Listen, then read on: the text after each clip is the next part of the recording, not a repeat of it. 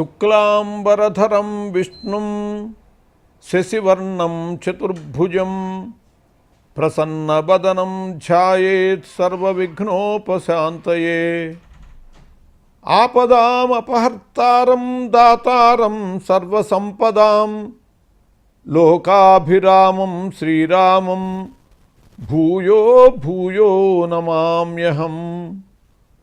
బుద్ధిర్బలం యశోధైర్యం నిర్భయత్వమరోగత అజాడ్యం వాక్పటుత్వం చ హనుమత్స్మరణాత్ భవేత్.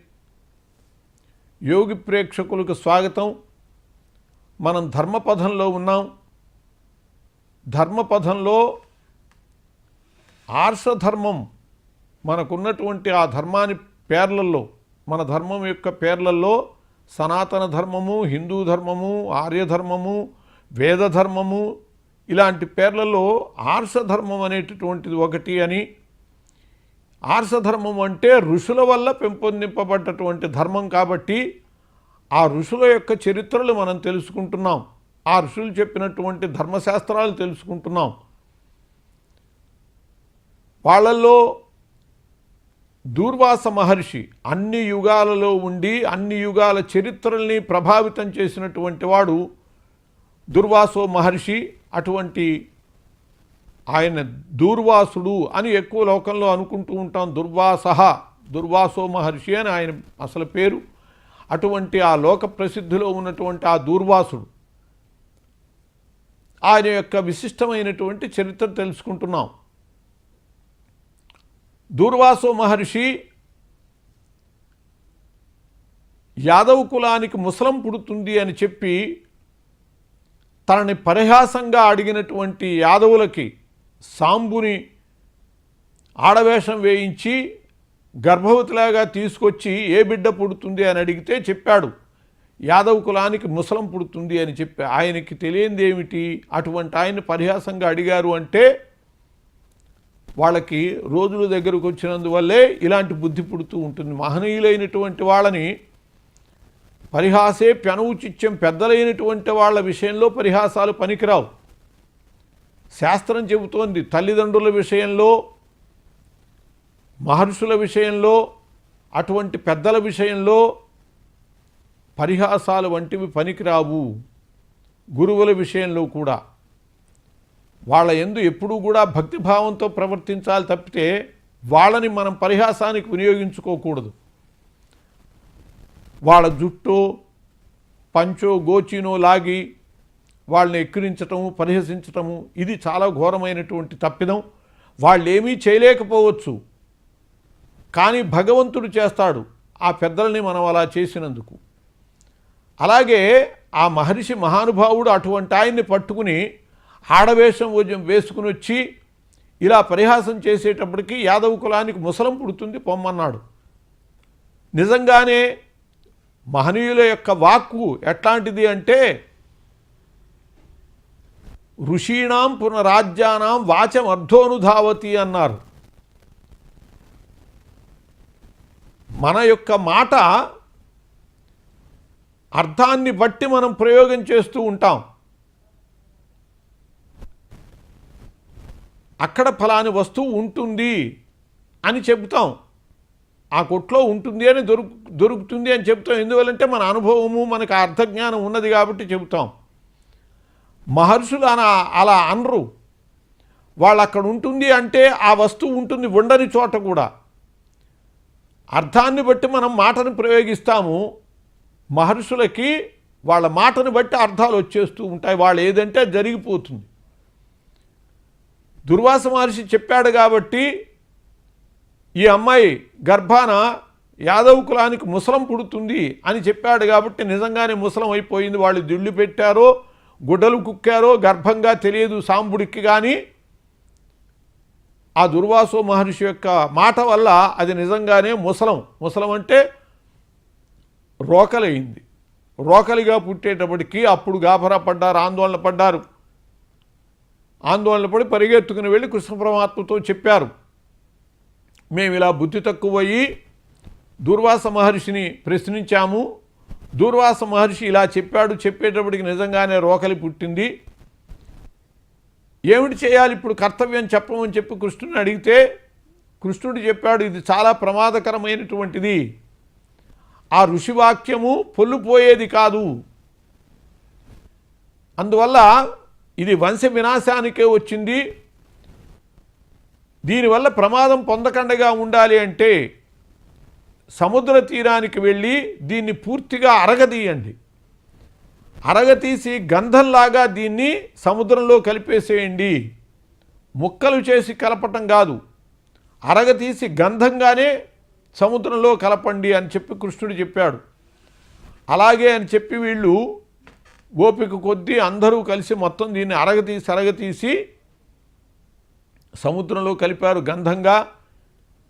కానీ అది చివరికి ఇంత పుల్ల అయ్యే సమయానికి అదేం చేస్తుందిలే అని చెప్పి దాన్ని వదిలేసేసారు, అలా పారేశారు దాన్ని.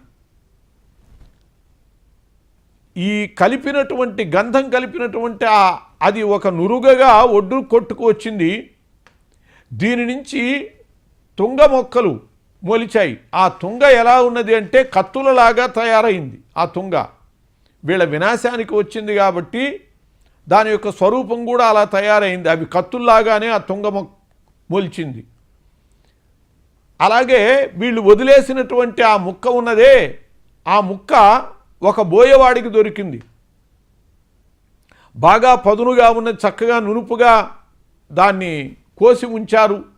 ఇది బాణపుల్లలాగా బాగున్నది అని అనుకున్నాడు. వాడిని తన అమ్ముల పొదులో పెట్టుకున్నాడు. తరువాత వీళ్ళు బాగా తాగుడికి అలవాటు పడ్డారు. వినాశకాలం వచ్చేటప్పటికి విపరీత బుద్ధులు వస్తాయి, వినాశకాలే విపరీత బుద్ధి అని చెప్పి వీళ్ళు వాళ్ళు అని లేకుండా అందరూ తాగటం మొదలుపెట్టారు. వినాశకాలం కాబట్టే ఈ కాలంలో కూడా ఆ పరిస్థితి సమాజంలో ఎక్కువైపోయింది. వెనక ఏవైనా మద్యపు శాలలు ఉంటే ఊరు బయట లేకపోతే చాటుగా ఉండేవి. ఎవరన్నా కక్కుర్తి కోసమని కాస్త తెచ్చుకోవాలి అనుకుంటే అటు ఇటు చూసి ఎవరు లేకుండా వెళ్ళి కొనుక్కొచ్చేవాళ్ళు, తాగేవాళ్ళు. ఇవాళ చాలా ఘోరమైనటువంటి పరిస్థితిగా ఈ నాటకాలు, సినిమాలు ఇవన్నీ కూడా తాగటం అనేటటువంటిది ఒక ఫ్యాషన్గా సమాజాన్ని తయారు చేశాయి. ఉత్సాహంగా పార్టీ చేసుకోవటం అనేటటువంటి నెపంతో తాగటం, అది మామూలు చేసేటప్పటికి సిగ్గు ఎగ్గు లేకుండా బారులు తీరి బజార్లలోనే యువకులు పెద్దవాళ్ళు పోటీలు పడి బ్రాందీ షాపుల దగ్గర, మద్య షాపుల దగ్గర కొనుక్కుంటున్నారు. అంటే ఇంత ఘోరమైనటువంటి విలయానికి ఇది మార్గము అనటానికి వేరే కారణం అక్కర్లేదు.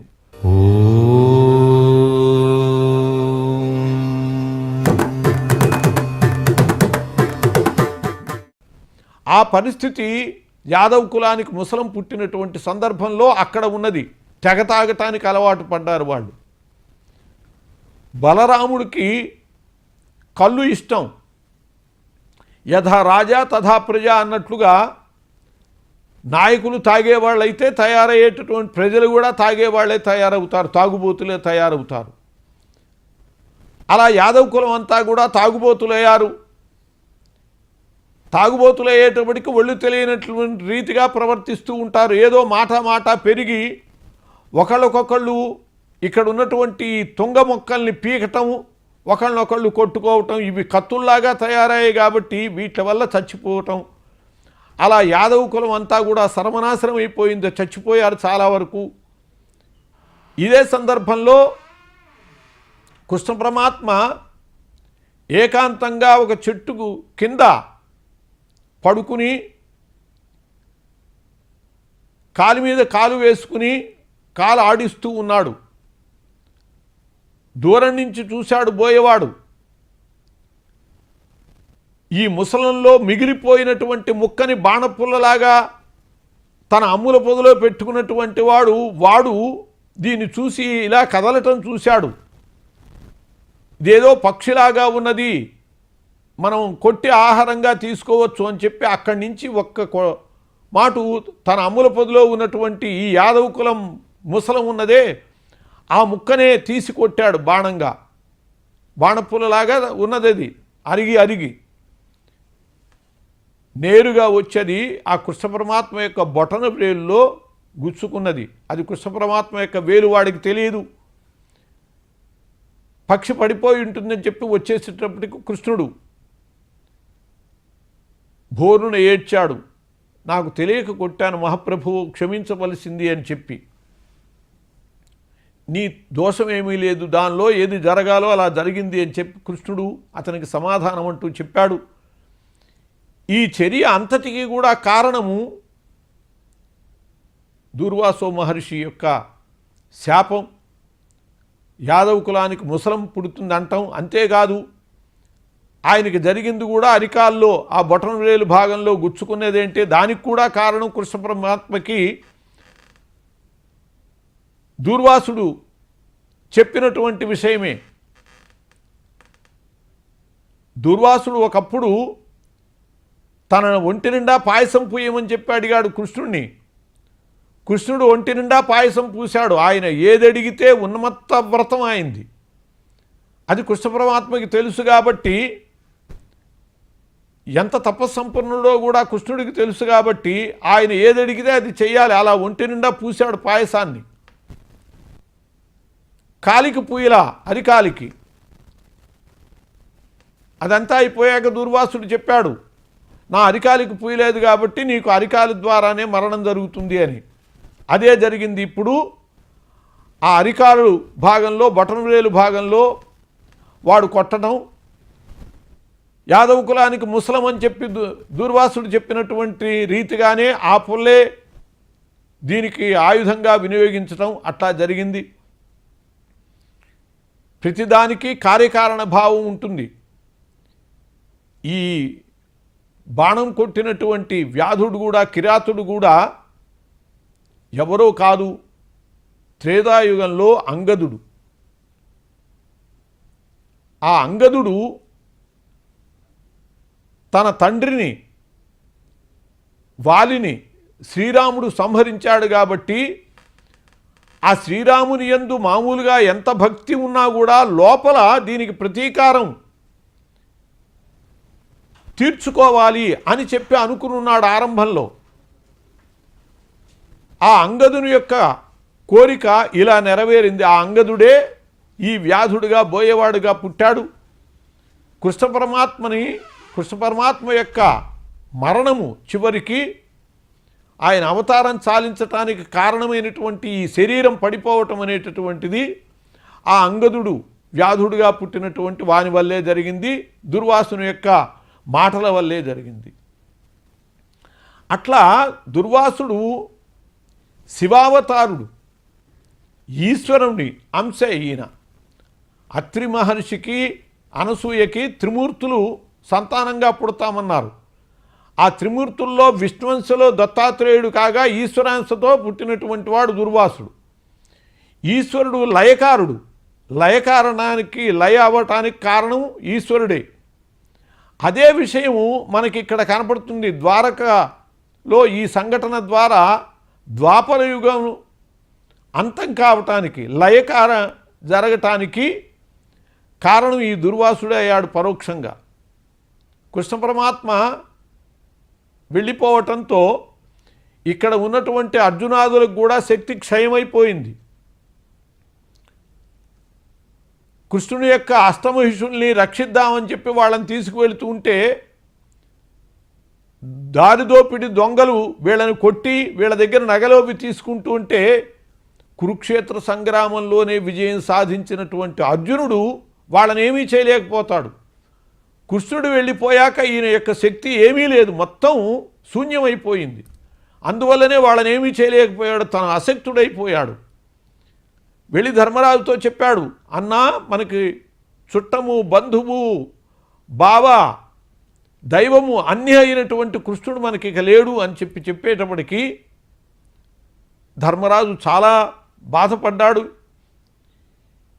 ఇక కృష్ణుడే వెళ్ళిపోయాక మనం ఇక్కడ ఉండటం అనవసరం అనుకుని పరీక్షిత్తుకి పట్టాభిషేకం చేసి వీళ్ళందరూ కూడా స్వర్గారోహణానికి మహాప్రస్థానం నిర్వహించడం జరిగింది. అట్లా ఈ మొత్తానికి లయకి కారకుడు దుర్వాస మహర్షి అయ్యాడు.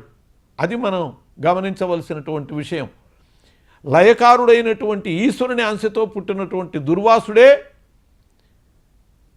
యుగాంతంలో లయకారకుడయ్యాడు. ద్వాపర యుగంలోనే కాదు, త్రేతాయుగంలో కూడా లయకారుడు దుర్వాసుడే అయ్యాడు. చివరికి మనకి ఉత్తరకాండలో కనపడుతుంది, రామాయణంలో రామావతారం పూర్తి కావటానికి కూడా ఆ లయకు కూడా కారణం దుర్వాసుడే. అలా దుర్వాసుని యొక్క పాత్ర చాలా విశిష్టమైనటువంటిది. ఆయన భూత భవిష్యత్ వర్తమానములన్నీ తెలిసినటువంటి వాడు. ఏది జరగబోతోందో అదంతా కూడా తెలిసి ముందే చెప్పినటువంటి వాడు.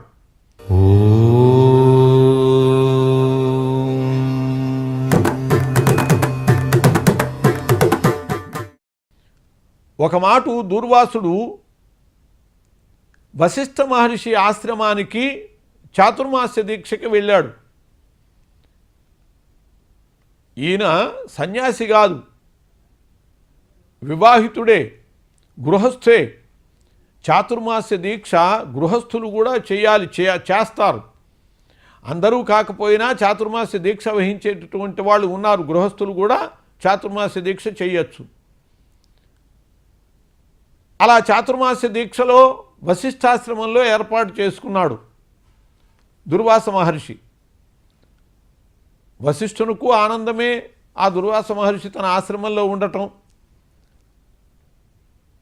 4 మాసాలు ఆషాఢ పౌర్ణమి నుండి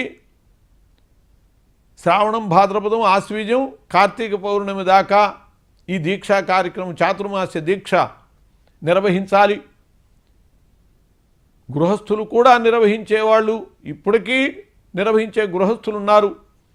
కానీ సన్యాసులే ఈ చాతుర్మాస్య దీక్షని దాదాపుగా నిర్వహించటంలో వెనకాడుతున్నారు. 4 మాసాలు ఒకే చోట ఉండాలి.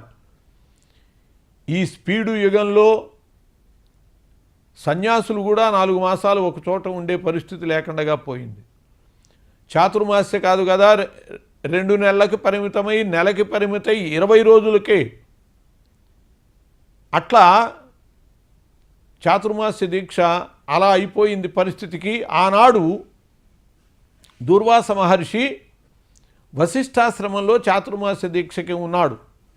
ఈ సంఘటనని సుమంత్రుడు చెబుతాడు. శ్రీరాముడు సీతాదేవిని అడవుల్లో వదిలిపెట్టి రమ్మని చెప్పి లక్ష్మణుని ఆదేశించాడు. లక్ష్మణుడు సీతాదేవిని తీసుకువెళ్ళి ఆ గంగానదిని దాటి తమసా నది తీర ప్రాంతంలో, వాల్మీకి ఆశ్రమ ప్రాంతంలో అక్కడ వదిలిపెట్టి వచ్చాడు. వదిలిపెట్టి చాలా దుఃఖిస్తున్నాడు. ఆమెను వదిలిపెట్టి వచ్చి లక్ష్మణుడు ఎంత పాతకానికి నేను ఒడిగట్టాను అని చెప్పి చాలా బాధపడుతున్నాడు. విపరీతమైనటువంటి బాధపడుతుంటే అలా దుఃఖించేటటువంటి లక్ష్మణుడితో సుమంత్రుడు అన్నాడు, ఓ లక్ష్మణ, ఇలా సీతాపరిత్యాగం జరుగుతుంది అనేటటువంటి విషయము ఏనాడో దూర్వాస మహాముని చెప్పి ఉన్నాడు. ఇంతవరకు కూడా దానిని బయట పెట్టలేదు. అది మీ తండ్రి గారైనటువంటి దశరథ మహారాజుకు తెలుసు, ఆయనతో పాటు నేను వెళ్ళి ఉన్నాను కాబట్టి నాకు తెలుసు, వశిష్ఠాదులకు తెలుసు అని చెప్పి ఆ రహస్యాన్ని సుమంత్రుడు చెబుతాడు, జరిగినటువంటి వృత్తాంతాన్ని. ఒక మాట, పురా నామ్నాహి దుర్వాస అత్రే పుత్రో మహాముని వశిష్ఠశాస్త్రమే పుణ్యే వార్షికం సమువాస. ఒకప్పుడు వశిష్ఠాశ్రమంలో ఈ దుర్వాస మహర్షి అత్రిసుతుడైనటువంటి, అత్రి మహాముని కుమారుడైనటువంటి దుర్వాస మహర్షి చాతుర్మాస్య దీక్షకి పూనుకున్నాడు. అలా పూనుకున్నటువంటి ఆయన దశరథుడు, మీ తండ్రి గారైనటువంటి దశరథుల వారు పురోహితుడైనటువంటి వశిష్ఠుని దర్శించడం కోసమని వశిష్ఠుని ఆశ్రమానికి వెళ్ళారు. అలా వెళ్ళిన సందర్భంలో ఆ వశిష్ఠునికి ఎడమ భాగాన దుర్వాస మహర్షి కూర్చుని ఉన్నాడు. సదృష్ట్వా సూర్యసంకాశం జ్వలంతమివ తేజస ఉపవిష్టం వశిష్ఠస్య సవ్యపార్శ్వే మహామునిం. దశరథుడు అక్కడికి వెళ్ళి సూర్యసంకాశం జ్వలంతమివ తేజస, తేజస్సుతో వెలిగిపోతూ ఉన్నాడు. దుర్వాస మహర్షి అంత ప్రకాశవంతంగా ఉండి ఉపవిష్టం వశిష్ఠస్య సవ్యపార్శ్వే మహామునిం, వశిష్ఠ మహామునికి ఎడమ భాగంలో కూర్చుని ఉన్నటువంటి దుర్వాస మహామునిని చూశాడు. పెద్దవాళ్ళు కుడివైపు ఉండాలి, చిన్నవాళ్ళు ఎడంవైపు ఉండాలి. ఏ విషయంలోనైనా స్థానం అది. వివాహంలో కూడా ఏ పుణ్యకార్యం చేసేటప్పుడు కూడా పెద్దవాళ్ళు కుడివైపు ఉండాలి, చిన్నవాళ్ళు ఎడంవైపు ఉండాలి. కుడివైపు గురుస్థానము, దైవస్థానము, ఎడమవైపు తక్కువ స్థానం. తనకంటే చిన్నవాళ్ళు ఎడంవైపు ఉండాలి. భార్య కంటే భర్త పెద్దవాడా చిన్నవాడా? భర్త పెద్దవాడైతే భార్య కుడివైపు ఉండాలి. భార్య చిన్నదైతే భర్తకి ఆమె ఎడంవైపు ఉండాలి. అలా కాక ఆయన కంటే పెద్దది కనుకైతే వయస్సులో కుడివైపు ఉండాలి. అలా కుడివైపు కూర్చోబెట్టారు అంటే ఆయన కంటే పెద్దదైన అని అంగీకరించాలన్నా అంగీకరించాలి.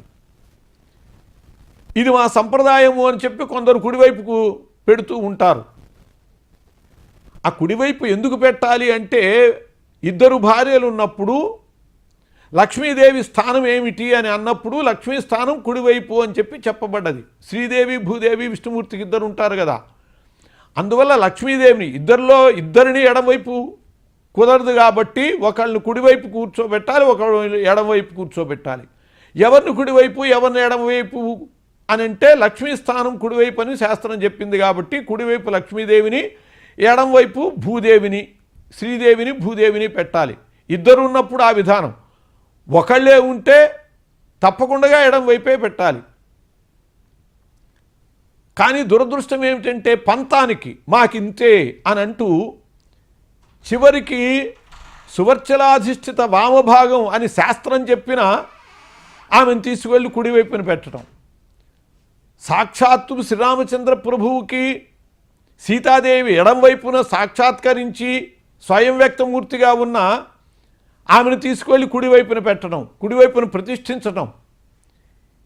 ఇది శాస్త్రంతో సంబంధం లేదు, ఇంకో దాంతో సంబంధం లేదు, ఒక విధమైనటువంటి పంతం కోసమని అలా చేసేటటువంటి పద్ధతి. ఇది శాస్త్రం మెచ్చదు, దైవం కూడా మెచ్చడు.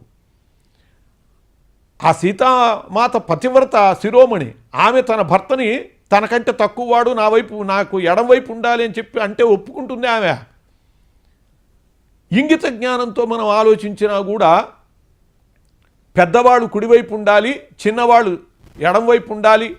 అట్టా దుర్వాస మహర్షి కూడా ఈ వశిష్ఠునకు ఎడంవైపు కూర్చుని ఉన్నాడు. ఎందుకంటే వశిష్ఠునకు అంత విలువ ఇచ్చి ఆయన్ని కుడి పార్శ్వంలోనే ఉంచాడు. రామాయణంలో కనపడుతుంది మనకి, ఉపవిష్టం వశిష్ఠస్య సవ్యపార్శ్వే మహామునిం.